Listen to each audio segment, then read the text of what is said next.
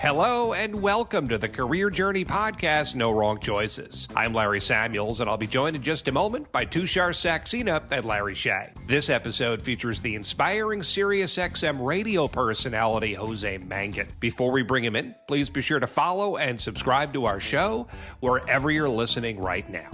Let's get started. Now joining No Wrong Choices is the Metal Ambassador for SiriusXM, Jose Mangin.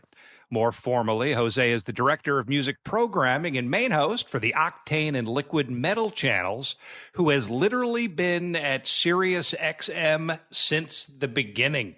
Jose, thank you so much for joining us. Hell yeah, man. This is so cool. I love being able to come on and do stuff like this, to talk about metal and all the cool stuff that I'm blessed to do. And it's great to see you, Larry Samuels. I've known Larry Shea and my boy Tushar for a very long time. Forever. So it's cool to see you guys together, and thanks for inviting me. Great to see you. Jose. Great to see you, man. Okay, for those who don't know out there, and there's probably very few of you who don't, that's right. This man is an original OG over at Sirius. I mean, like before Stern, there was Jose. Before Sirius was actually a satellite in space, there was Jose. Yeah. Synonymous. Synonymous. And I was talking to the guys before he came on. I think you can make a legit argument that outside of Stern, Jose Mangin is the second most important person at Sirius. Dude. I think that's a totally legit argument. Why don't you write an email to our CEO, to my president? We were talking about that too. I love that, Tushar. I love you. And I can feel a little bit of that, but I will tell you from my pay, nowhere near any of that shit. So, we were talking about that too. Because when you're at some place for 25 years, what are they going to do? Do you know what I mean? And for so long, I've said, probably wrongly on my part, but I would say, oh man, I would pay SiriusXM to let me work there. They were like, oh yeah, all right.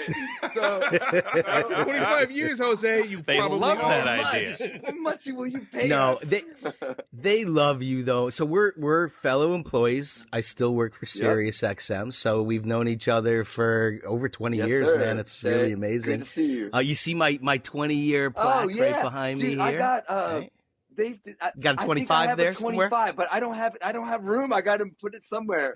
But I have it. That's how important he is. 25 means nothing. He's got actual real stuff going on. Well, I mean, but it's great to see you, man. We used to see each other in the hallways and just like shoot the shit till forever. And I got to get back to work kind of thing. But great talking to you. It's so good to see you, man. It's been far too long. I love it, man. Well, thank you. I love, the thing I miss the most about being in New York City, because I was there for 15 years working out of our headquarters, is just seeing everybody, seeing all the coworkers, seeing the celebrities, pissing in the bathroom next to Hugh Jackman, like stuff like that, like running into Katy Perry or fucking Lady Gaga or whoever it is coming off the elevator. I'm like, oh, hey, I just came downstairs from smoking weed and I'm coming upstairs, trying to mask my breath. And there's, Robert Plant, like, hey, Mr. I was Plant. literally just thinking Robert Plant. Yeah. I mean, dude, everybody, Justin Bieber, everybody. And then my office used to be right next to the president's office nearby. So they'd be walking to see him. And I was part of the tour stop. And people would be like, "Oh, look at the cool animals! Don't feed them, Don't feed them at all." I used to feed everyone that walked by. I had this ice cold Jägermeister tap in my office for years, so people would come by. Yes, I remember that too. And I would just offer Jaeger to everybody and anybody, and it was probably inappropriate at times because there'd be big investor groups or engineers from Japan or whatever, and I'll be and I would be like, "Hey guys, welcome. I'm the rock dude. Would you like some Jägermeister?" And they were just like, Wild West. So, but that's why they wanted to go to Sirius. That's exactly why they wanted to be there. The second most important person at Sirius. No, it was fun. I miss being there. I miss being there for those moments, and so I love living in Southern California. It's gorgeous. It's beautiful, and I will never leave. But I do miss being on 49th and 6th at the McGraw-Hill building, the 36th floor, every day, no matter what, taking the bus from Bloomfield, New Jersey to New York City and just dealing with the elements and the everything. And The energy. Yeah, and, the it, energy. and it made it makes you who you are. I mean, 15 years in New York City gave me radiation to come anywhere else and to kill it and to be faster and more aggressive and better than anybody, you know, because New York, that's what it does. It teaches you how to be ruthless, man. And you blizzard, head down, walking against the wind, trying to haul ass to get the bus. You miss it. You missed a recital. Your wife's pissed off at you, and it wasn't your fault. There was a tunnel block, and they closed the tunnel. Sorry, babe. You're an asshole. So yeah, man. But it makes you tough. You know, it makes you tough. So I miss being out there for that. Absolutely. We miss you. That was just us saying hello, Jose. Yeah, we miss you, bro. It was always a smile all the time. Yeah, man. So Jose, for those people out there who are listening who may not know you, you know, I introduced you as the metal ambassador. We like to start our conversations giving our guests the opportunity to tell us, you know, who they are and what they do in their own words. So maybe a creative approach is to tell us what a metal ambassador is. I'm a high priest of heavy metal. I'm a messenger of the music. I'm a community service leader, and I go and I preach metal, and I radiate metal, and I talk about it, and I say how cool it is, and I you know, how positive it is and how welcoming it is, how global it is, how diverse it is. And so that's what I do. And everywhere I go, guys, I talk about metal because I feel very blessed in life, and I have this energy core that's very bright, and you can feel it. So when I'm in Ubers or around anybody, people will always say, who are you? What do you do? And I say so everywhere, guys, everywhere I go, I talk about metal. Every country, everywhere I go, I talk about metal. And that's all I do. So I'm not the metal ambassador. I am a metal ambassador. I disagree with that statement. I could be the leader, but there are many metal ambassadors. Anybody who promotes metal to their family and friends, that's a metal ambassador. You know, to me, I'm more of a community leader. I want my gates to be open. I invite everybody to come and smoke weed, drink some tequila, listen to some metal, watch a horror movie. Like this is my family. This is who I feel very comfortable around. So yeah, I feel like there are many metal ambassadors, and I don't want to just be, you know, the only one. I can be number one. But I will always. Oh, you are. I will always, you are. You know, preach that, you know, the community we need to have more of me. There needs to be more of Jose Mangins out there, because that's what moves, you know, the needle, and what gets people really, sucked into metal. And I've been doing that since the very beginning, on the radio, off the radio, in person. Yeah. It's like a thing that's not a job. This is, I feel like it's like a religion, you know? And so I just feel like a proud leader to bring everybody together, artists, bands, fans, industry, bring it all together. And I can be a cool bridge to everybody, and just, again, offering tequila, modelos, and weed to everybody. So, I love it. I know your story because I've heard you tell it a few times, but it's fascinating, and that's the reason we wanted you on here today. Obviously, your energy is infectious, but talk to me about your childhood, the dream, where this all began. Bring me way back to kindergarten. I want to hear, and I want you to tell all of our listeners where this all started from, because I've heard it and it's brilliant. It's brilliant story. Thanks, man. And I think you're referring to one time I did a company-wide meeting. Our CEO had me talk to the entire company, and I was able to tell my story, which is very, very freaking cool of Jennifer. So yeah, dude, I'm from the Mexican border of Arizona and Sonora, Mexico, and I was raised there. And my cousins were older than I was, a few years, and they were big metal heads. And I got into metal when I was like 5 years old, kindergarten. I bought my first tape, and it was Motley Crue's "Shout at the Devil." And I went to Kmart to buy the tape the day after Christmas. My grandma gave me $20, and my dad took me to Kmart. I bought my first tape, and then I got my second tape the next weekend, Out of the Cellar by Rat. and I lived with those two albums. God, I think I saw oh my God, that is still to this day. Those two albums are two of my favorites of my entire life, and I just marinated on those two albums, and that was it. Like I was stuck. Yep. I've never looked back. It never was a phase. I mean, I was into metal and Star Wars, metal and G.I. Joe, metal and football cards, metal and horror movies, metal and weed, metal and and it was. But it's always been metal. At 5 years old, this is. Yes. No, that was when you turned 6. Well, last week. I started smoking weed when I was 13. But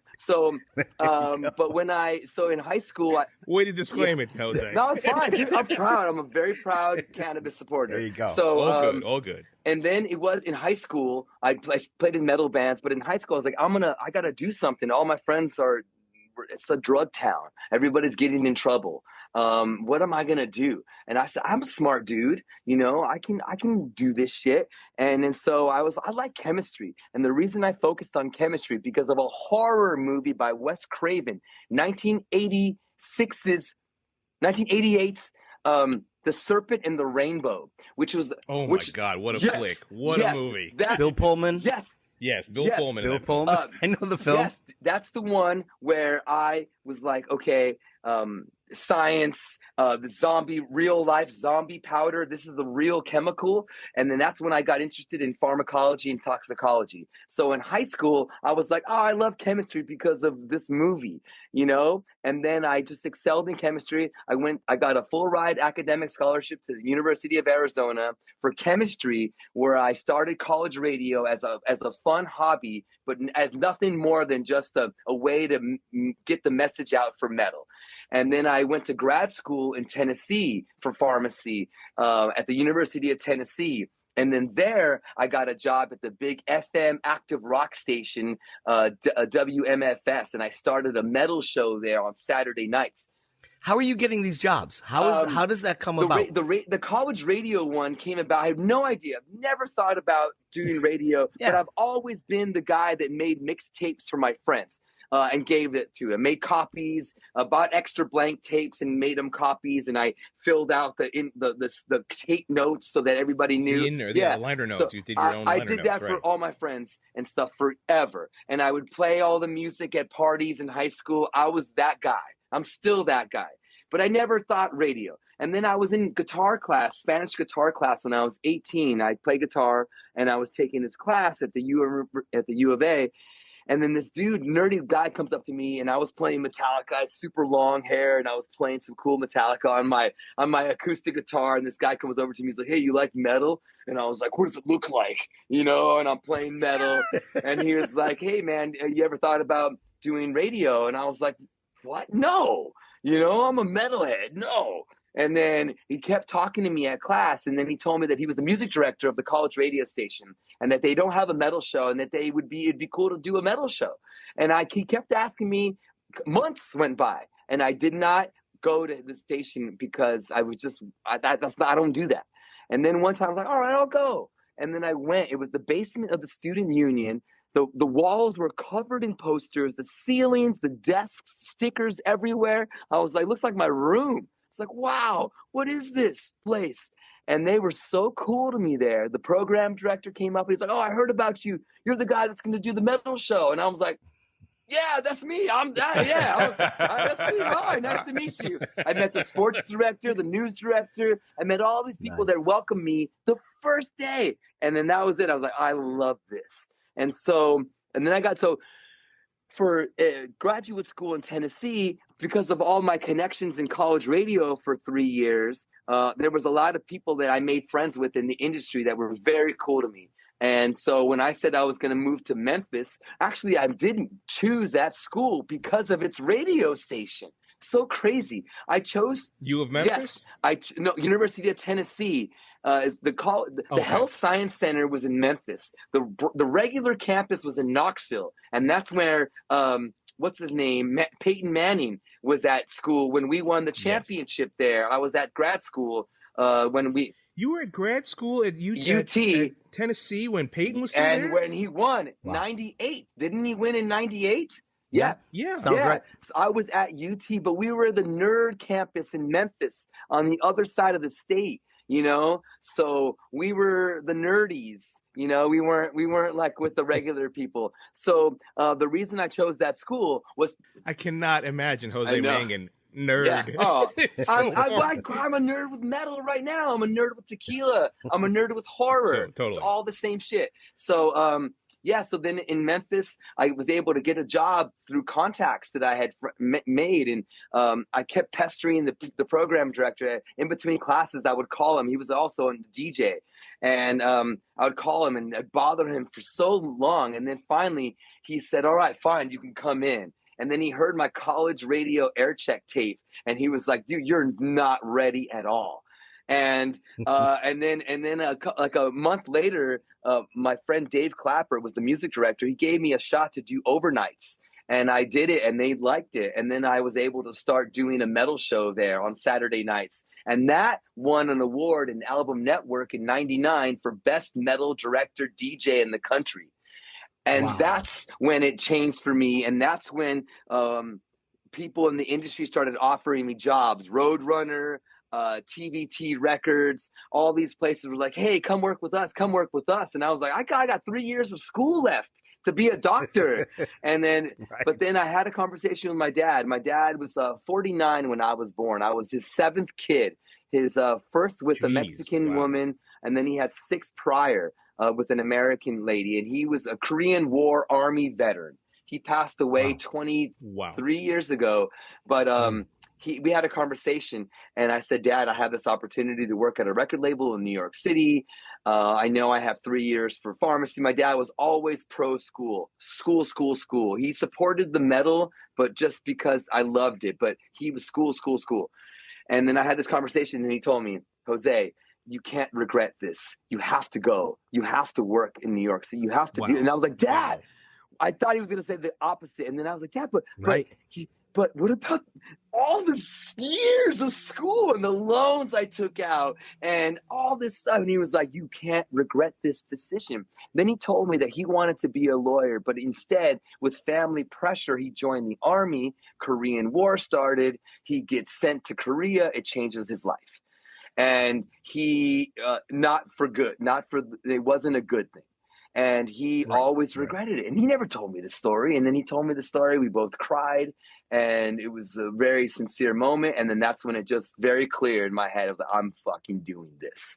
And so I went to work for TVT Records in January of 2000. And in the summer, an old employee of ours, ex-employee, Jerry Rubino, reached out to me and he asked me for some product from the record label that I worked at because he was for a satellite radio station.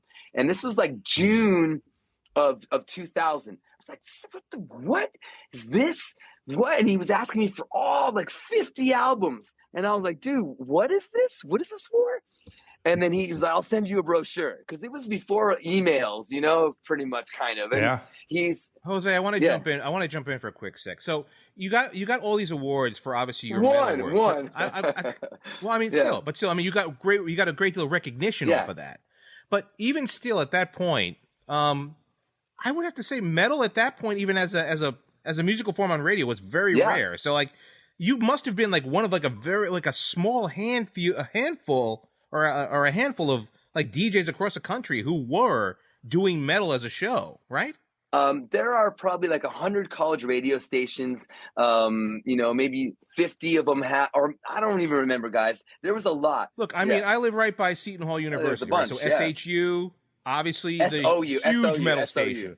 SOU, pardon me. SOU, huge metal station, right? It's renowned across the country for that. It's like one of the few that I can actually think of off the top of my head. It's the only one in which that is like a favorable, in which they have made their bones doing that format. So like for you, it's very, very unique, right? That's why I always felt very blessed to be doing anything in metal. I couldn't believe that I can do anything in metal because I knew metal wasn't a big thing. There was no job description for this. Like there was no anything. I wanted to be the host of Headbangers Ball growing up. That's all I had to look up to because there was nothing else. In Arizona, I didn't have radio where I was in Douglas, and By the way, you should tell people out there what Headbangers Ball is. Now, obviously, the metal community knows this. We know this, too, because we're old enough to have watched it on MTV. But there are going to be a lot of people who have no clue what you're talking about. Yeah, Headbangers Ball was the show that started. Dee Snider was the first to not host Headbangers Ball, but the first iteration of it was Dee Snider, and that was on MTV, started like in 84. 85, yes. Headbang. It was on like once a week, Once a week. Headbangers Ball. Like Friday nights? Started Saturday nights. And then it started in 85, and they had various hosts, and then Adam Curry took it over and did it for a few years. And then in 90, Ricky Rackman was hired, and he was who made it famous. Yes, and that's when metal was getting big in 91 with thrash, and 90 with Metallica's Black Album. So then it was through 95 that Ricky was there, and I ended up hosting a version of the Headbangers Ball. I did I did specials for MTV.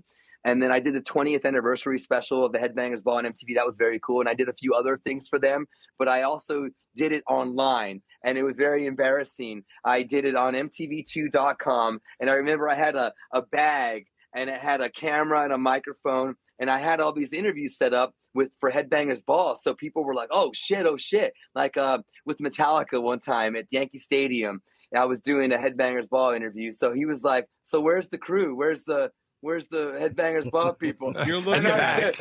I said, yeah, it's right here. It's right here in my bag. And he was like, what, dude? And I was like, yeah, dude, they won't even buy me coffee, dude. And you know how much, I got paid for that James Hetfield MTV.com interview? You know how much I got paid? Not just for that interview, but for an interview with Slayer, Megadeth, and Anthrax. I did all 4 bands, Yankee Stadium. For Headbangers Ball, I got paid like $70. Oh, jeez. All right. Did they at least pay for you? Did they at least pay for your beer? Nothing.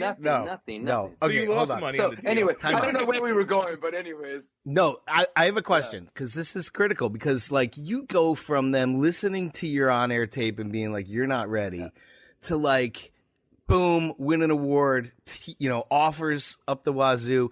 Do you remember the first time you cracked a mic to try to do a show?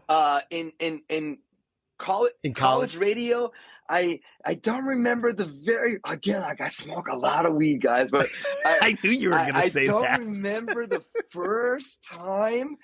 No. But you're a finished product now. Yeah. Like you could just hear it, feel it, understand it. Like it's the same. Was there any sense of nervousness or anything? No, dude, you know what? I've always talked about metal very organically, very naturally. Yeah. I didn't have to think about it. That's what came so easy. And I remember college radio wasn't difficult. And it was fun. And my favorite part about it, we had 0 listeners, but my favorite part was getting music. And so I was getting all these CDs sent to me before anybody. And I'd be like, oh, dude, did you hear the new Fear Factory? What? Oh, bro, dude, it's so sick, and then. And the swag and all the stuff. I mean, so that's what, for me, I got the posters. And sometimes tickets to shows. And I was like, and sometimes even interviews with the artists. I was like, what? I get to meet Chuck Billy from Testament and smoke weed with them? I was using a Radio Shack micro cassette recorder for that interview. Wow. Yeah, man. So but it's just, I don't remember the show, but I remember it wasn't hard. And it was easy, and I enjoyed doing it, and I really loved it. And then I took it seriously, and I would flyer my radio show. I would go to metal shows, and I'd put flyers out on the cars outside, before the show ended or before I went into the venue. Sometimes I couldn't even get into venues because I wasn't old and I wasn't 21. So I would just listen to the band from the sidewalk and put flyers of my radio shows onto the car windshield wipers and stuff. So, because we were on Tucson Cablevision Channel 60. So it wasn't. Of course you were. So it wasn't even like 92 point whatever. No, it was grassroots. Listen to channel. I think it was 61 on Tucson Cablevision, and it had U of A announcements scrolling up, going up. Constantly. Welcome to wow. That's like public TV right there. And the audio version was our radio station, but that's the only way my friends could hear my radio show was like that. So you're in New York and somebody asks you for 50 records, and they're offering you a brochure for. That's a great story. Thank you, Samuel. So I think that gets us towards the world of satellite. Yes. So thank you, brother. I'm going back. Thanks for leading me back. Okay, so check it out. So he sent me this brochure. And and it's like one of those old school fold ones, like, and then I'm like, oh, I'll check it out on the PATH train home back to New Jersey. So I'm on the train going back, and I pull it out, and I'm looking at it, and I see, whoa, like the research and the money behind satellite radio. And then I see the people that are coming over and from executives, and I see the science behind it. And then I see the channel guide. And it said heavy metal 24/7. And I said, what? On the train, I remember specifically, I felt like I took a piece of shit came out of my butt, a turtle head came out, and I had to squeeze it back in because I was that excited that I read that there was a 24/7 radio station for metal. I wrote Jerry back the next day. I said, dude, I'll give you anything you want. Just tell me who the metal guy is. And he gave me the dude's name, and the dude invited me to come up to visit him at the brand new headquarters that just moved in on right there at the McGraw-Hill building. They still had paper for all the glass walls are still, like paper walls. And so, some of the studios were built, those glass ones were in, but other places was still being built out. So then I was there waiting to meet Don Kay. And Maria Carchidi, she was in charge of programming. She was, I think, vice president or president of programming for Sirius Satellite Radio. And I knew that because of the flyer. And I memorized the brochure. So when I saw her walking down and I'm in the lobby just waiting, and she comes up and I say, hey, what's up, Maria? Nice to meet you. My name's Jose Mangin. And she was like, how do you know me? What? And I said, I memorized the brochure. And she said, whoa, who are you here to see? And I said, I'm here to see Dawn. Why? I don't know, but I'm a metal dude. And this is perfect for me. And I started talking to her. And then she asked me, are you Latino? And I said, yes. And claro que sí. And we started talking in Spanish. She was fluent in Spanish. She asked me about Spanish rock bands. I listed off a bunch of Spanish rock bands. She said, I love you. You're perfect. And I was like, welcome to Sirius. Yeah. And right. Wow. You got the and job. That was it. And then she said, I'm going to talk to Don. I'm going to talk to his boss, and we're going to get you in. And then they brought me in to help build the rock department at Sirius Satellite Radio. And I mean, that is no small September, feat, dude. Yeah. You literally, I mean, take note of that, people. Like, talk about the gumption of somebody to memorize, the brochure and to put faces to Not names. Not a nerd, dude. That was smart. Dude, that was a gamer move, man. And look where you are now. So were you always built like that to have that kind of gumption, or did this come to you later in life? No, I don't know, man. I've been kind of fearless in a lot of ways, and I think that's gotten me in a lot of trouble. Tushar remembers too. I mean, I got in a lot of trouble at work with an old boss that's no longer there, but he was not cool to me. And I think, I mean, I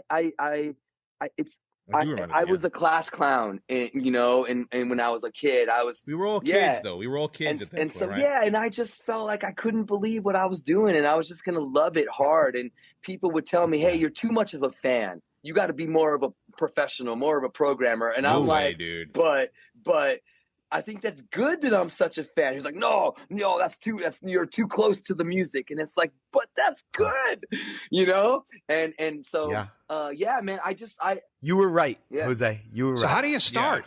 You get in the building, you get the job. How do you start? I mean, do you write out a strategy? Is there a game plan? Dude, what do you do? It's the first thing I started to do. I set up my little office upstairs, the little cubicle area. I covered it in posters. I had a fucking big boom box.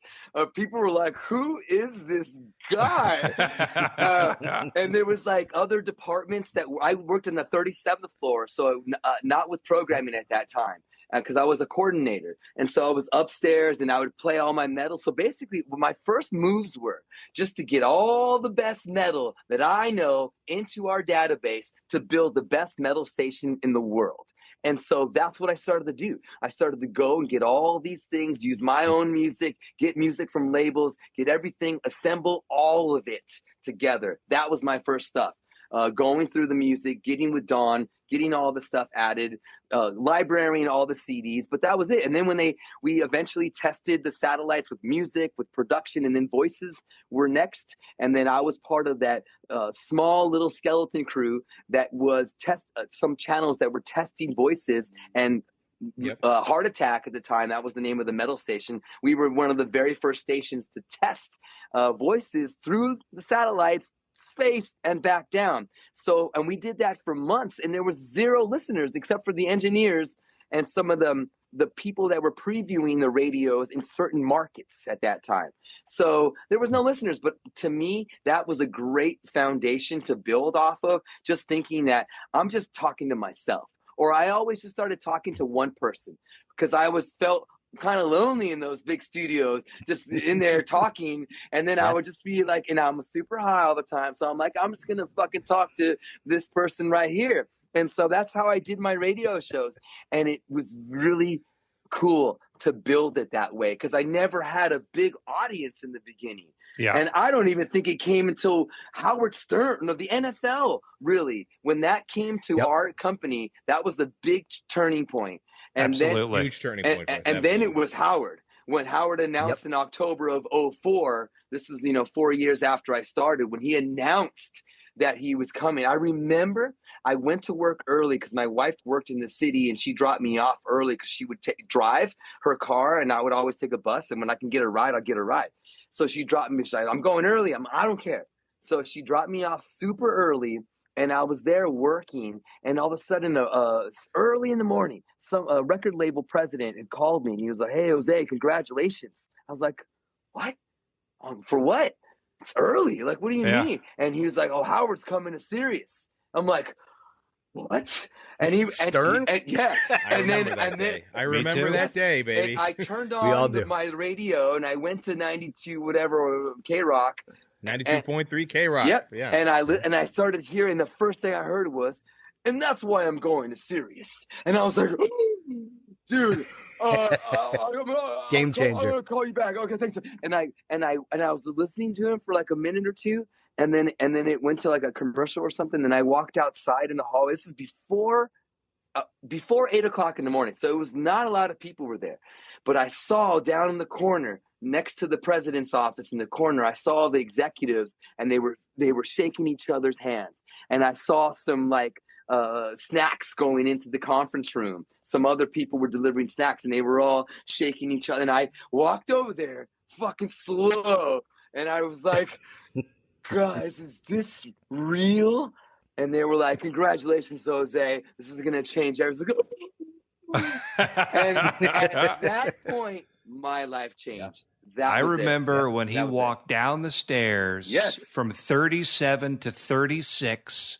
We were all there. And they introduced him to everybody for the first time. And it was, what I found sort of interesting is that he was almost like a little nervous, like in front of the crowd. Like he almost felt like, I don't know, stage fright is not the right word to apply to Howard Stern, but it was such a big moment. Even he was feeling it. It was just incredible. Yeah, absolutely. You're right. There was a humbling moment to it. Yep. What I remember the most from that was him going around to a lot of the older DJs that were there, like Pat St. John, Carol Miller was there. He knew all these people from the come up, right from his days coming up, and he made sure to go and say hello to all of them. It was a very surreal experience. There was also like Mel Karmazin. Mel was as big a superstar as Howard was, right? Absolutely. Like that was a really surreal day. And I want to tell everybody one thing. When Jose is talking about the idea of building out the rock station, that is literally done for all the stations when you started there. You were ripping in CDs into the database.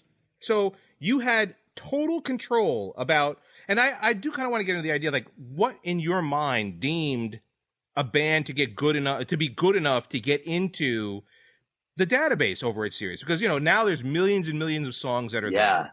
But when you're building it out, you are literally the person who controls the destiny of bands and whether or not they're going to become famous or not. Yeah, that's a lot of pressure. I try not to think of it like that. I try to first think of it like, hey, is this awesome music?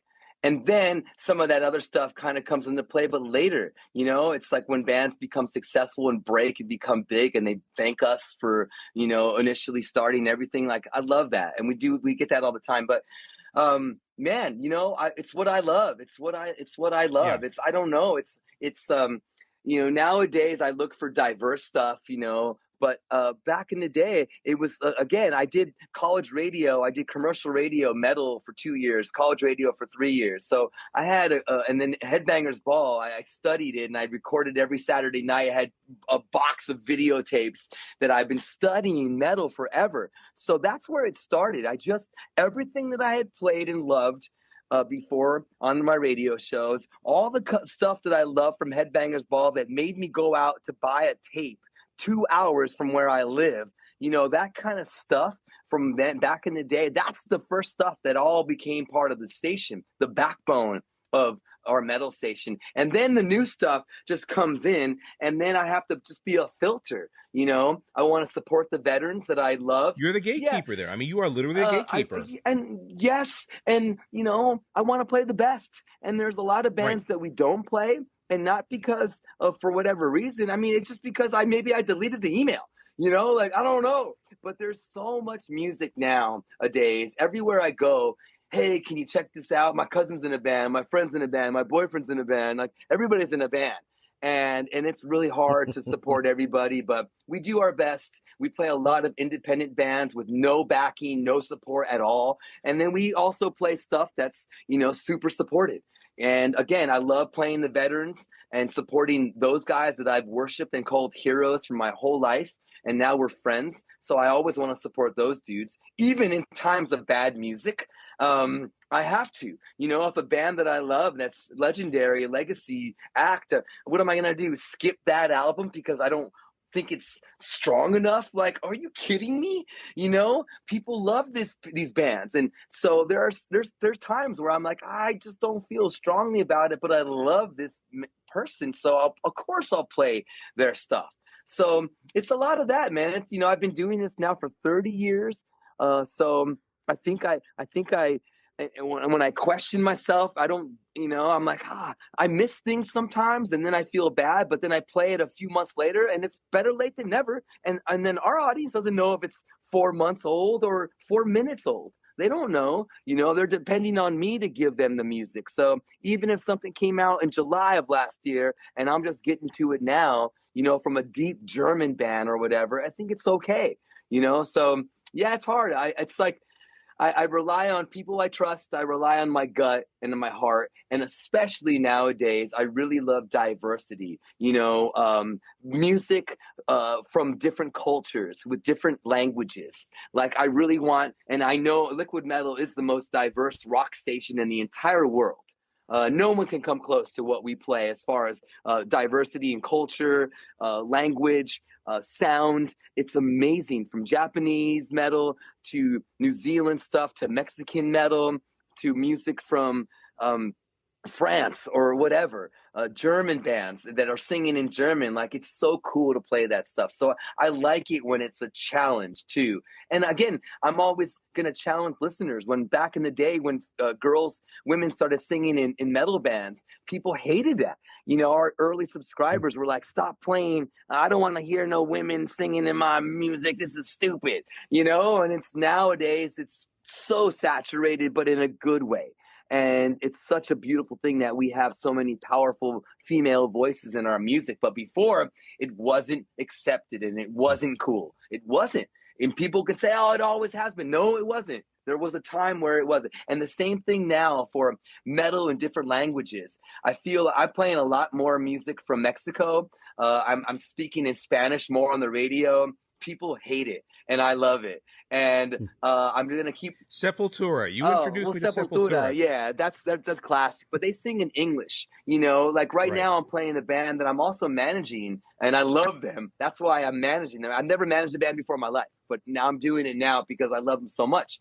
They're called Ladrones, and they're a band that has Mexican regional music, metal, and hip hop all in the same song. Nice. And it's so unique, and it's so awesome and beautiful, culturally rich music, and it's new and it's very different. and people are like, ew, what is this? You know, and especially now, guys, you know, it's not, especially with Latinos, you know, it's not, you know what I'm talking about. So there are a lot of our subscribers that are like fucking mad when I speak in Spanish and then I play a Spanish song. They're like, but you know, all the Latinos are fucking, yeah.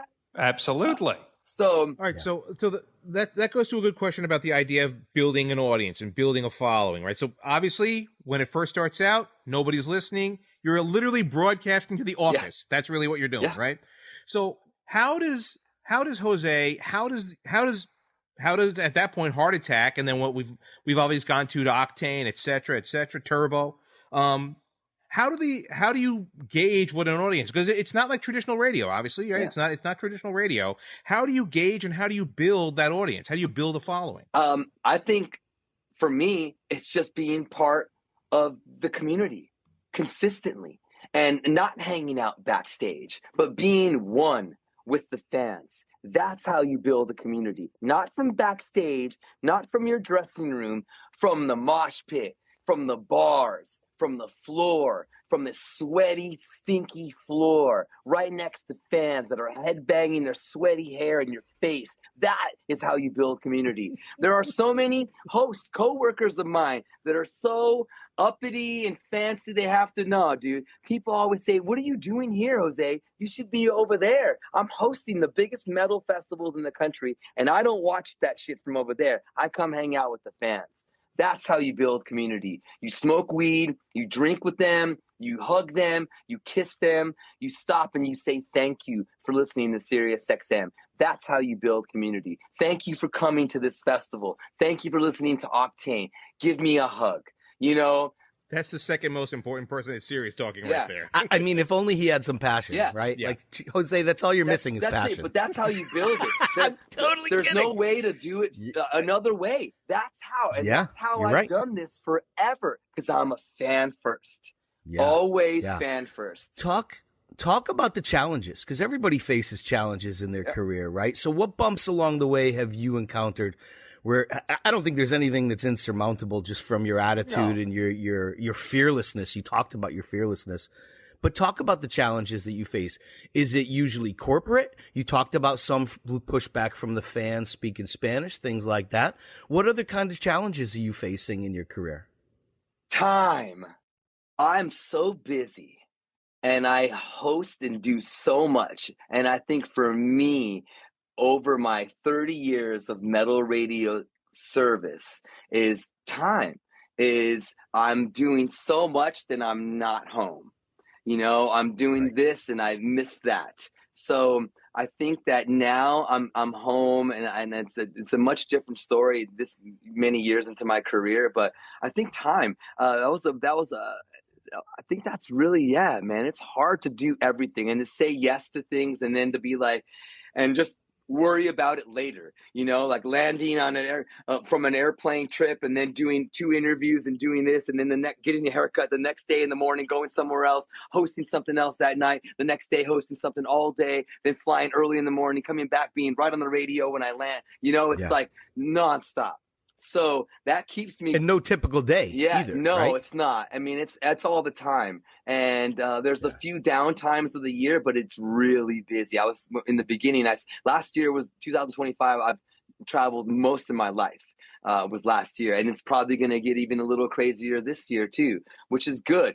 But I would say, and other obstacles, man, like an asshole boss, you know? I mean, we all have that. It was the guy that was mean to me, and then he would love me, and then he was mean to me, and then he would like talk shit and be mean and aggressive, and it was weird. I was just doing stuff for the company, and every time I get on stage, everywhere I go, whether it's Yankee Stadium, Metallica show, or Ozzy Osbourne, Madison Square Garden birthday show, I talk about SiriusXM. That's what I lead with. Hey, I know you do. So what's up? I'm Jose Mangin from SiriusXM. Fuck yeah. So it's like, but my boss would be like, you have to ask permission to host those events. And I'm like, hey, dude, I took vacation to do that. You know, like, I don't, what do you mean? And he was like, you need to ask me permission. And I was like, dude, you're going to stop me from making money for my family, dude? And he was like, you can't do that without, you know, I'm like, oh my God. So that was scary for a few years, guys. And it was on and off, scary. And then they got rid of him for lots of reasons, sexual harassment. I don't know what happened, but he got let go. And then so my boss now is the guy that was the music director of my college radio station the year before I got there. No He's from kidding. Tucson, Arizona. Rob Cross. Wow. I love him. He went on to be program director of KFMA in Tucson, then K-Rock in LA, and then K-Rock New York, and then Sirius Satellite Radio. Wow, we've got to get him on. What a great journey there. Dude, he's a badass. Oh, we don't he is such a badass. I had my meeting today with him. I love him so much. He believes in me and in Vinny and in Sean, two of my coworkers at SiriusXM. We're the metal hard rock crew. He loves us. We make the company look really good. And why would he not love you, Jose? He loves Jennifer Witz, our CEO. I had tequila. She's got your back. Dude, how many people can say they've had good tequila with Jennifer Witz, man? How many people? I can. And I got Rob, my boss, in that circle too. I was like, Rob, no, you come here, bro. This is one for the books here. And that was after the Metallica concert we did at the Grand Sat, New York, in August when we launched Maximum Metallica. So but I think that was scary, guys. And I'm so glad that those days, those kind of, even my wife would be like, be careful, you're going to get fired. I'm like, for doing what? You know, for making these channels bigger. You know why? And for spreading the word of Sirius. That's So all. As you talk about making the channels bigger, like I'm curious about breakthrough moments. Yeah. As you're building, as you're scaling, as you're in the mosh pits, as you're hanging out with fans, like there must have been moments along the way where you're like, oh yeah, I've got something here. And then it was more than I've got something here. It's like, holy shit, this is a big deal. Like, can you share some of those moments where you suddenly realized, wow, this is a big, big thing? Well, I'll share the first one and then I'll share something else. The first one where it became surreal, Metallica, James Hetfield, Rolling Stone magazine. It was 2008. I have the cover right over here framed. And I have the article. It's a quick one-page Q&A with James Hetfield, and they ask him a generic question. What are you listening to these days, James? And he says, oh, there are two stations on Sirius that I listen to all the time, Liquid Metal and Underground Garage. And then he's like, there's a DJ named Jose. He's a freaking firecracker full of energy. Oh my God. I love him. And then he talked about Handsome Dick Manitoba on Underground Garage, and that was his answer to this question. Wow. And oh my so God. Amazing. and then I freaked out. And then I saw him like later on that year or the next year. I saw him at Ozfest in Dallas, and I came over to him, and it was my first time officially meeting him. But he, you know, and I was like, "Hey, James, dude, thank you," and he gave me a big hug, and he loves me. And to this day, James Hetfield is one of my favorite people to be in the presence of, besides our dear Ozzy Osbourne. James Hetfield is, he shows me so much love. I saw him in Nashville last year, big Metallica show. They're about to go on. He's smoking a cigar. I saw him sitting in a golf cart. I was with my friends in Ice Nine Kills, very close friends of mine. They were opening. And I just saw him, and I'm like, I can't, you know, he had security guards around him. But, you know, it's like, James, like, I can say hi, you know. And I was scared to say hi to him. And I was like, hey, James. Hey, James, hi. And then he was smoking a cigar, and he started to get up. And I was like, no, please don't get up, you know. And he was like, dude, you're metal royalty. Are you kidding me? And he got up, and he gave me the biggest hug. And he was just holding me. And he was just like patting me and rubbing me. He's like, how you doing, man? I'm like, oh, James. And just when he holds me, I'm like, oh, my God. Wow.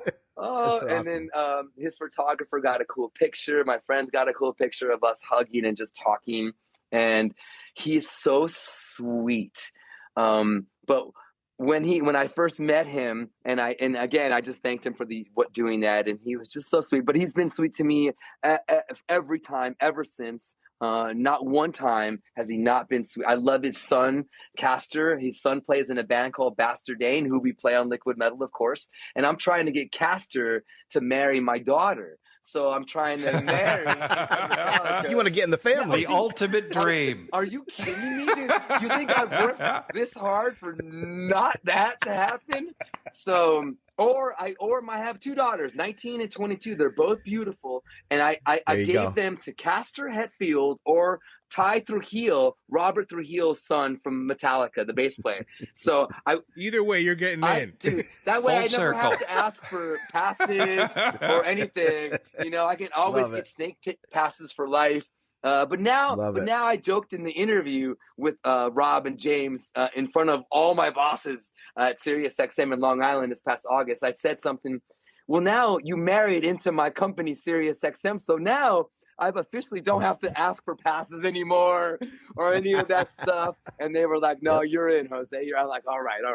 So, and then the next thing that really kind of blew me away is over the years of just seeing the reaction from fans to me being there and to me walking by them and me being there, anywhere.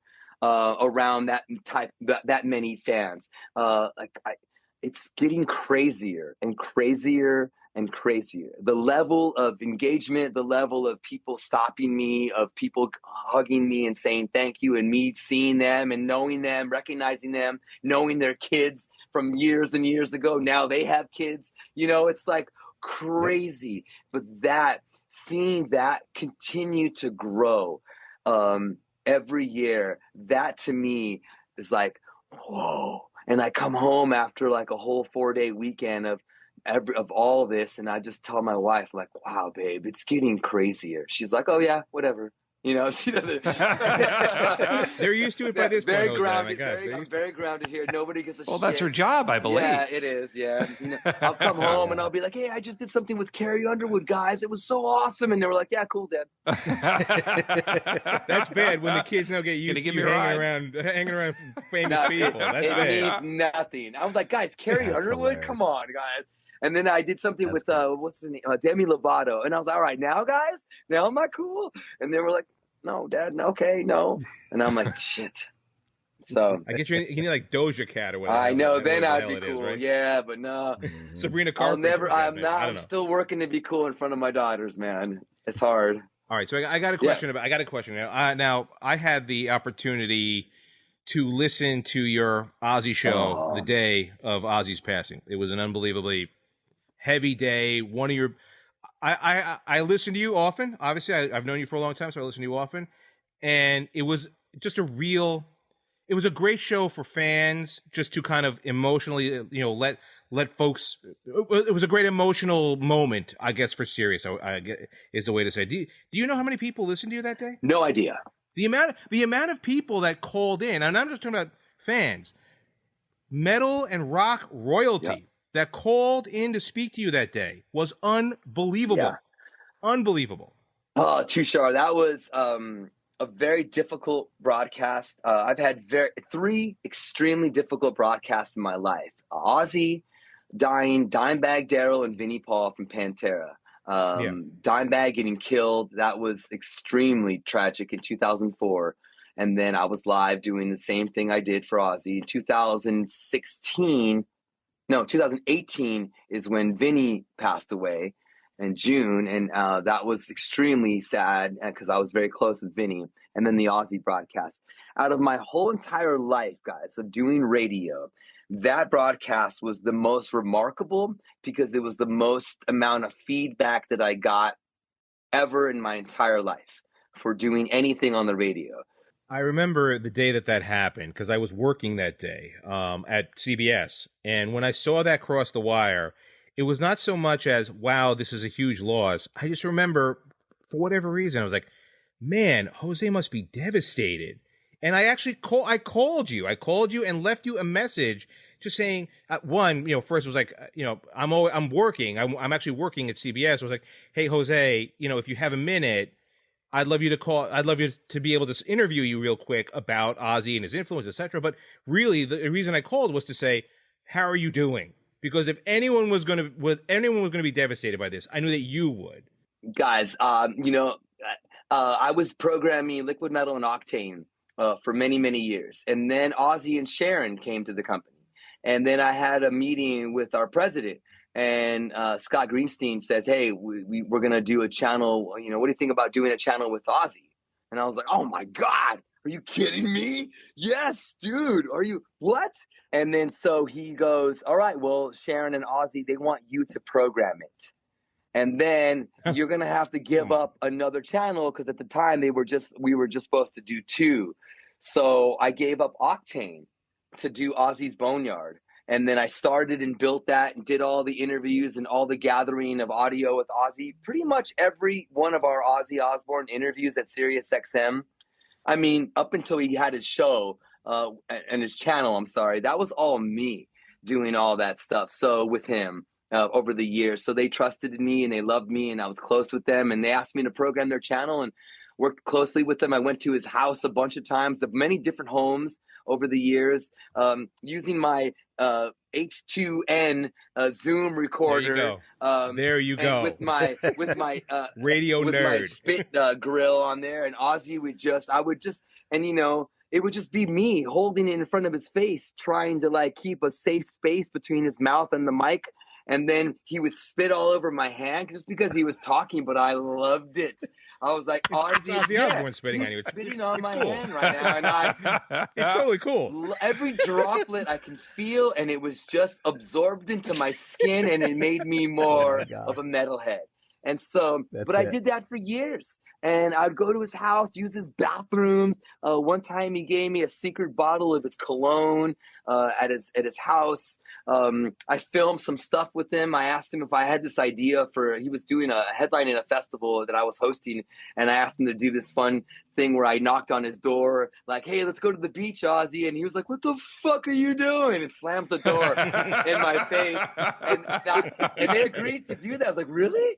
Really? Okay. So, but we've done, he invited my wife and I, Melissa, to his, it was his 60th birthday party. No kidding. Yeah. And it was really, Sharon and dude, I've done a lot of stuff for them. Been to every single Ozfest every year. I've been to at least one of the Ozfest, even when there was only one. I've been to every single year of Ozfest. So yeah, I love them. They love me. I'm close with them. Jack sent me a text after many days afterwards, and he had heard some of the broadcasts and some of Ozzy's people and sent me messages as well and talking about the broadcast and what we've done and stuff. And that was really cool because I just want them to be, feel better and stuff. And it was tough, man. It was a big. And then my friend and I, we'd gone to the last Ozzy show in July, a few weeks before. So we were there in England, in Birmingham, and with everybody in the audience experiencing this most magical metal event ever. And there will never be anything like what happened out there on July 5th in Birmingham for the Back to the Beginning show. So yeah, man, I love Ozzy. I have his face tattooed on my leg. On the 50th anniversary of Black Sabbath's debut album, we were doing an event for one of Ozzy's solo albums at our LA studios. On the day, the 50th anniversary was February 13th, 2020. And 50 years after Black Sabbath put out their debut, I asked Ozzy to sign my leg, and I showed him my face tattoo of his face on my leg. And he loved it, and he carefully signed my leg. But I took my shoe off, and I put my foot next to his balls, right there in his T-zone area. And I just laid my foot comfortably into his T-zone. Sharon was there. Jack was there. They were laughing. And where else are you going to get a story like this? Dude. Where else are you going to get a story Ozzy like this? signed it so carefully because I said, I'm going to get this tattoo tonight. And he was like, oh, okay. And so he was like so carefully signing my leg, like comfortably, man, beautifully. And he did it with a smile, and he gave me a hug. And I just love him, man. I would hold the doors open for him at all of our bathrooms at SiriusXM because I would produce most of the shows that he did with us, Ozzy Speaks. And then I would just hold him down the stairs, guys. Like, for me, he wasn't going to fall around me. So I just always, like, I was like a little guardian around him, like a little shadow around him and stuff. And he was just so sweet. You were the guardian of the Prince of Darkness, as it were. What does that make you? Is there a title for that? I'm a child of Ozzy Osbourne, man. We are all children of Ozzy. That's for sure. Love that. That's for sure, man.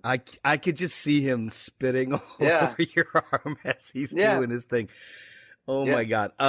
Folks, the voice you hear is somebody who definitely did not need a plan B, because you are doing 100% of where you're supposed to be. And you call yourself fortunate. I mean, not many people get that opportunity in life to find the exact place that you're supposed to be in this life. And it's got to be such a thrill. It's really weird, guys. And people ask me, like, why are you always happy? You're always smiling. Like, I do always have good energy everywhere. Why? Because look what I do. I listen to metal. I watch horror movies, and I get to act in a bunch of horror stuff too. I smoke weed, the best weed, and I sip on the best tequila. This is my life. I'm proud of those 4 things. I get to do them all the time, so publicly and lovingly. What? And make money? What? Dream, living the dream, man. What? So it's insane. So I'm blessed. I haven't used fortunate, and I think I use blessed because I do feel blessed by the metal gods. I feel blessed by Ozzy. I feel blessed by Papa Het from Metallica. I feel blessed. Mm-hmm. These guys have blessed me. I did the very last interview with Ronnie James Dio in his life. His very last interview, the last public appearance ever. That was my interview with him. I started to cry, and during the interview, because he was so sick looking, and his energy used to be so strong and mighty. And then it was so diminished when I saw him after he won the I forgot what year it was, the Revolver Golden Gods Award for Vocalist of the Year. And so I did this last interview, and I hugged him, and I gave him a hug, and I said, "Thank you, Ronnie, for everything you've done for us." And then he was hugging me and holding me and rubbing. He's like, "Jose, thank you for what you are doing for metal." And it's like, this is the God telling you this. And a month before he passes. So, yeah, man, I'm blessed to do this shit. I love my family. That gave me chills. Yeah, dude. It's fucking, gave me chills. If you look that interview up, they edit that part out because it was very awkward when it was happening live. It was Corey Taylor. I had asked Corey Taylor to help me interview Ronnie because Corey and I were doing an interview, mid-interview, backstage on the little red carpet thing. Dio walks by to the freight elevator. He's leaving. I stopped the interview with Corey. I run after. I asked Wendy Dio, "Hey, Wendy, can you please do a quick interview with Ronnie? Please, please, please." They were getting in the elevator to leave. And that's when she said, "Let me ask him for you, since it's you." So she went back, got in the elevator. So then when I ran back, when she said yes, and I ran back, I was like, "Corey, you're going to help me interview her." So then if you watch that video, it's in Revolver's YouTube. There's a part where it's a jump, it's an edit, and it goes from me talking about his health to me going, "Come on, everybody give it up for Ronnie," because I started to cry. I hugged him. We had that moment where he told me that stuff. Then I started to like wipe my shit, and I kind of pulled away and I wiped my shit, and I was like, "All right, hey, come on, man, let's give it up for Ronnie." So it's a weird edit, and that edit part is the part where we embraced and we had some sweet words, man. But I've been blessed, guys. I can't believe it. Amazing. I can't believe it, man. Can't believe it. Amazing. And I love it. I love talking about metal. I know you do. Day, we know you do. Day. We know. We can't let you go. We're going to get to advice here in a quick second, but we can't let you go because my wife begged me to ask you the question. How did you get on Family Feud? Good answer. Good question. Good answer. Okay, this is great. So Family Feud, man. Okay, there's a lot of stuff. I don't know when this is airing, but we're going to be on a new episode of Family Feud. Okay. So we've been on the show 3 times. So we went. The third airing is going to happen on January 28th. The second of the 2 shows, because they do first show and then there's a second show. The second show at whatever time 30 it is, that is going to be us on January 28th. Okay, we look great. You have to watch the episode. We're not very proud of it, but anyways, we're not very proud of it. We're fans. We're huge fans. We watch it all the time as a family. I'm high and buzzed. I'm like, dude, we're gonna apply. And my family's like, shut up. No, we're not. I was like, yeah, we are. So then one time when I had my sister and my daughters and my wife, we were in Arizona and I was with everybody. And I was like, okay, now we're going to do a video of all of us applying for Family Feud. They were like, what? And I'm like, my brother-in-law, hey, you're filming. Here's the camera. We're going to stand right here. We're going to do this.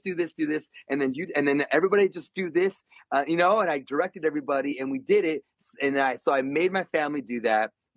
I did all the application online, submitted it. They said, hey, we think you're cool. Then they did an interview with us on Zoom with the entire family, with the 5 of us, and they loved us. And they said, we're going to use you guys. And then a couple of years went by.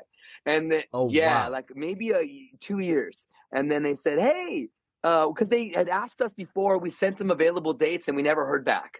And then we were like, oh, I guess. And then the next year, because once you become a family they want to use, they keep you for 3 years in their database. So, so then we got asked again, and then we finally went. 2023, 2024. We went to Atlanta, and we 2 episodes, and then those aired last February, and now they invited us to come back and we filmed that last year, and now it's going to air on January 28th. So on those first 2, there's clips I have on my Instagram. They're not available on YouTube. I wish the show was. It's not available on demand. They don't do any of that stuff for Family Feud, which sucks. Yeah, but there's some clips that they posted that got a lot of views. One of us answering, my wife answering a really question like in a real sexy way, and got a lot of views. And then there was the one where I say, so my favorite, man. Where they're like talking about, so tell them what we're gonna play, and I said $20,000. and then Steve Harvey was, because I said it with my metal voice in front of everybody. It was the audience there, right. And then I felt comfortable, and then he was like, oh, he jumped back and he was like, oh, and 2 tickets to a heavy metal concert. And I was like, yeah, Steve, and we're going together. And he's like, oh, I don't want to be close to no speakers. So I was like, oh, we'll be at the soundboard. We'll be all right. So that's how I started doing Fast Money, was with that. But that clip was so cool. And I got Steve to say in the next episode, he also said the words heavy metal. So it's the first time in the history of Family Feud where Steve Harvey said the words heavy metal back to back. I would argue Richard Dawson never said it either. Nope. No, he was too busy kissing. He was too busy kissing all the female contestants. That's right. No, but that's right. Dude, but Steve Harvey was great, dude. He loved us. He was so cool. When we came back the next year, he totally knew who we were. Everybody loved us. Awesome. Ken, who directs the show, he also directs Shark Tank and other shows. Super cool. Big fan of SiriusXM, and the bunch of the production guys were like, Jose, what's up? I was like, yeah, guys, what's up, man? Infectious, they played man. Metallica when we came out as a family. Nice. Yeah, dude. There you go. Dude, it was such a great experience. Yeah, so tell your wife thank you for watching. Tell her good answer, and tell her to apply. It's easy. Just be super energetic. Be awesome in those tryouts. No one can be as energetic as you, Jose.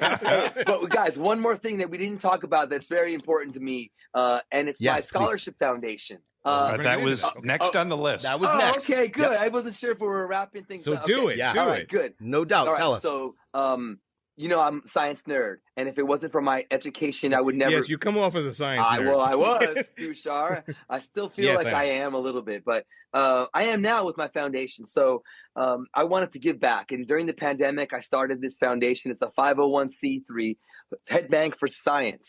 And what I do is give money to students that want to be doctors and scientists and who love the hell out of heavy metal music.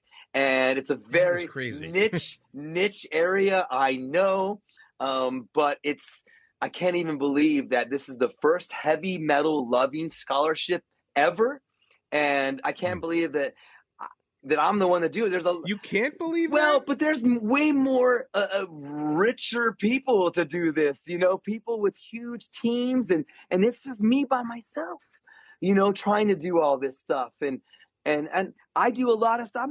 I'm not charging money. That's not, I'm doing this to hook up students, metalheads, man. I want them to focus on their grades and loving metal. And in 3 years, I've given out $99,000 to 9 students. Get out of 9 here, students. Jose. Every year, 3 students get $33,000. I have a 333 Pantera tattoo on my hand, so that's what I go by. And it's these far beyond driven students who apply that win money, and I'm hooking them up, man. And I'm trying to make metal cool, science cool, being a doctor, a pharmacist cool. And I've had a lot of medical professionals that are involved with me directly, and also that just reach out and say, I can't believe you're doing this. This is the coolest thing.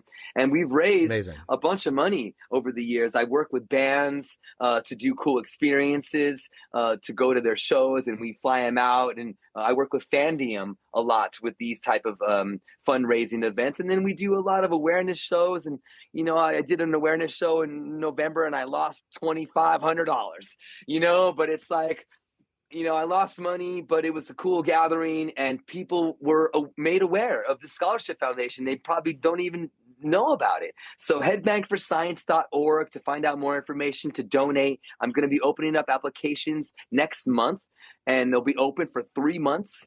And I do this with bold.org, and they help me manage my scholarship application and the whole process, because I can't do that myself. And, they vet the grades, the GPAs and everything. And then I look at videos and an essay. They have to write an essay, but the essay started getting really AI over these last few years. And I hate that stuff, man. People are like, I love metal because my dad showed me Metallica when I was a kid, and that's cool. I'm like, no. You have to bleed metal. I want proof that if we cut you, your metal is liquid. Do you know what I'm saying? And so you get that in videos. And I want to see somebody in their room covered in metal posters. I want to see their Gojira tattoos and their Pantera tattoos. Look at you. I want deep-rooted metalheads to win this money. I want the biggest nerds that are the most metal to win. And I remember the first year I showed my wife one of the essays from one of the winning students and his application. And she read the essay and she said, ew, he's a nerd. And I said, exactly. Winner right there. That's kind of the idea. Yeah. He was a biochemistry, and he was all about chemistry research and all this stuff and everything. And I was just like, this dude, long hair, plays guitar in a metal band in Las Vegas. Not a big one, but he still plays guitar and he was good. And I was like, if this guy's band is decent, he's going to win. And I listened, looked it up, and I was, oh, shit. Okay, and boom, he was one of my first winners. So yeah, stuff like that. So headbankforscience.org. I love being able to talk about it. It's weird at festivals when I'm in front of 50, 60,000 people. You can't really talk about it like that because it's such a hard thing to talk about in front of the masses. But in intimate settings and stuff on the radio, it's easy and it's cool. But sometimes I even forget to talk about it. And then I notice that there's no donations. And then I notice that when I talk about it, then I'll see stuff in my emails. Oh, donation came in. I was like, oh, it's because it's uniquely you. About it, It's uniquely you, Jose. And it's very niche, very niche. I know. You're telling me. It's awesome. So I got my last question to you. Yeah, because I got to go probably soon too. Yeah. All right. So my last question to you is, first, how do you see the industry at this point in your career? And then 2, advice for those who want to get into it.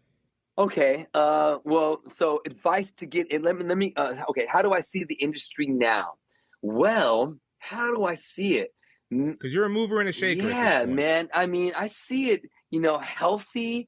I mean, I look at it. For me, it's through the radio and the live lens, because I don't really know a lot about record labels, and they're less and less powerful nowadays. It's not really about that anymore.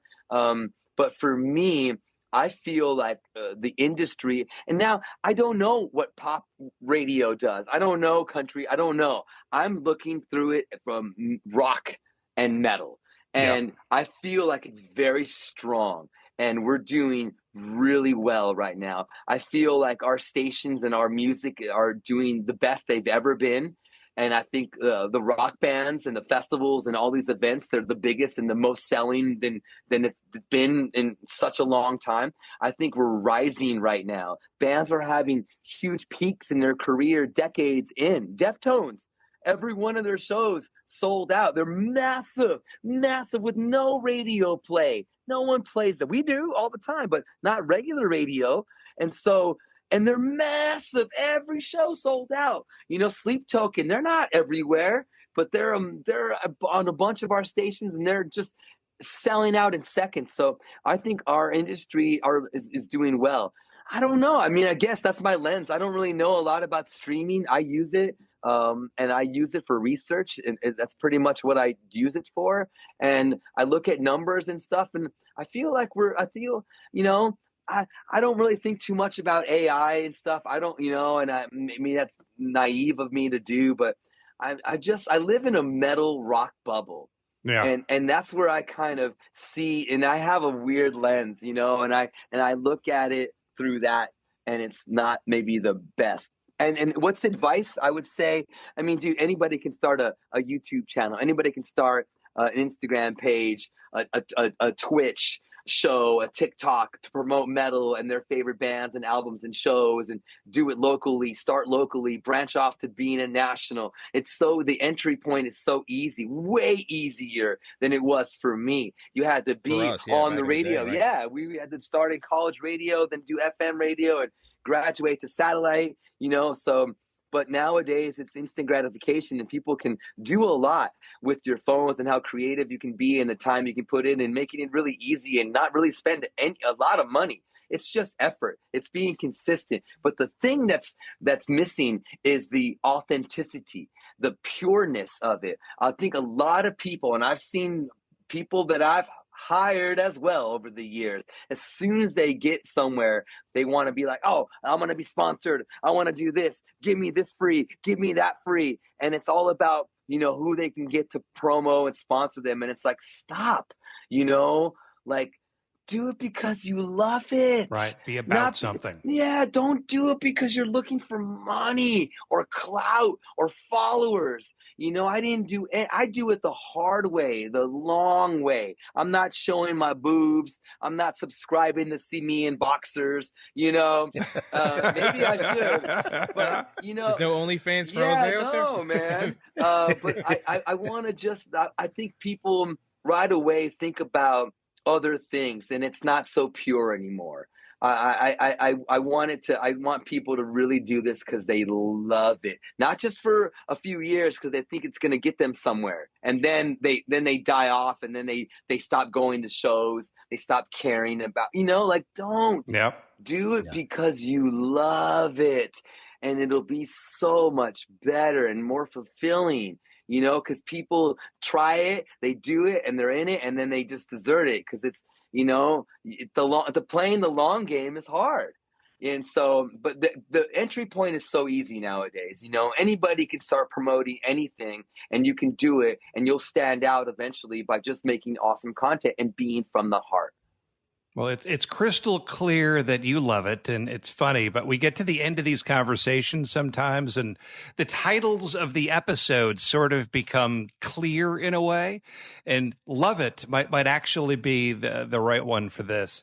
Jose, at first you can hear Jose. I want to make sure I get that in. Octane and Liquid Metal on SiriusXM. Jose, this has been, such a pleasure. I didn't know you well, but I saw your face a million times around Sirius. I know Tushar and Larry. It's been so great to catch up, sort of been like old home days in a way. Thank you for being here. Yeah, guys, this is very cool. I love this. I appreciate this. Thanks for letting me talk about metal. It's always good to put metal in different places and where metal is not usually talked about, so it's nice to give it a nice shine. So thank you, guys. All right, so before we let you go, and I'm going to kind of echo the sentiment that Larry Sam just said, that, you and I haven't spoken in nearly 20 years since I left Sirius, right? But everywhere I go and people see the resume, they say, "Oh, you worked at Sirius." I'm like, "Yeah, I worked over at Sirius for a while." They're like, "Oh my God." I was like, "Yeah, I know some of the guys over there." And one of the people always say, "Yeah, I know Jose. I got to know Jose Mangin over at with the metal guy." And they're like, "You know Jose?" I'm like, "Yeah, I got to meet him a bunch and we got pretty friendly." So I still use you to get a little bit of clout, but I'm also happy at the fact that you and I are friends forever, over these past 20 years, right? Dude, for life. Yeah. When I talked to you, it felt like we were just hanging last week. It felt like yesterday. Normal. It's natural. And that's pretty much how the call went too. It was like, "Hey Jose, will you do our?" It was us bullshitting about stuff. I was like, "Hey Jose, would you do our show?" Absolutely. What are you talking about? Course, and then we got back into whatever we were talking about. No, I got you guys, man. Yeah, thank you guys so much again, and much love to you guys, and hell yeah, come on. You're the best. Thank you, Jose. Hell yeah. That was awesome. Thank you. So that was Jose Mangin, the metal ambassador from SiriusXM, who is literally living proof that if you pour yourself into something that you love, just about anything is possible. Larry Shea, what are your takeaways? I love Jose. Let's just start right there, man. He was so much fun. Just seeing him in the hallways, he would just always brighten my day, and just what a great guy. But my takeaways are the little things. We talk on this show all the time about the little things and, the synchronicity in life and the little things that happen. If you think about Jose, like, if in high school, if he doesn't see the serpent in the rainbow, he never gets into chemistry. If he doesn't get into chemistry, he doesn't get the full ride to University of Arizona. That's where he's playing guitar in a class and he's talking to the music director of the radio world. All these little moments that lead up to him. The brochure, if his friend doesn't give him the brochure for Sirius, he never even hears about Sirius satellite radio probably until it's out and on everybody's dashboard in their car, So it's the little things in life that I just find amazing about Jose's story. He's just fearless. He's passionate. I mean, you could certainly hear the passion.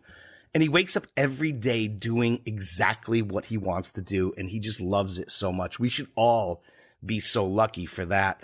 We say it all the time, guys. He's built for that job. And he didn't even know he wanted to do it until it was right in his face. Because it didn't exist. It didn't exist. So very cool. Yeah. All I'll say for Jose, and the same, I'll echo what you said, right? No, Jose is one of the best people I've known for forever. And I'm so glad that I met him at a place like Sirius, because honestly, if it was any other walk of life, I never would have met Jose. Absolutely would never have met someone like Jose Mangin. And he really was born to do this job. I mean, most of the time we've heard the old saying that, you find a job that you like, you'll never work a day in your life. The point is, for Jose, he has found the one job that he was meant to do. And that's an even different class of kind of lifestyle that you have, because I doubt Jose will ever consider what he does work ever. And the one thing I found so surprising was like that introspective moment between him and his father, who said, "You know what? You've got to take that leap and do this job." I mean, I can't think of any other parent who would be so supportive of saying, "Yeah, move forward in a career which doesn't have great prospects in a niche genre of music which does not play on the radio." I mean, it's really, really surprising when you think about it. I mean, everything had to break right for Jose, and it did. Luck is part of it, right? But the point is that you make your own luck, and his passion for the music that he is within has not only helped him to build out the channels that we've talked about, but also to build an audience that relies upon him to be that messenger for the next generation of metal music, or music in general. I mean, and he is such an important part of the mosaic that is Sirius.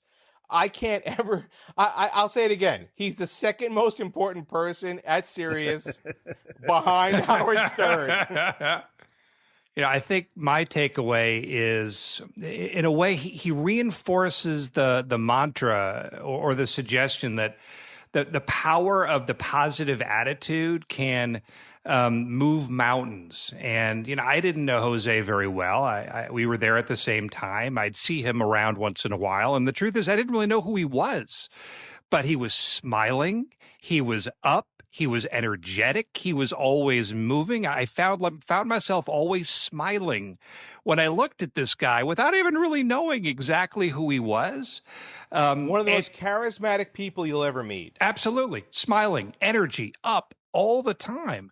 And that has propelled him to some pretty incredible places. So it's just been a pleasure for me to get to reconnect with him a little bit and just to see where that guy went 20 years later after, the Smile that I once knew was now this major power within the world of music.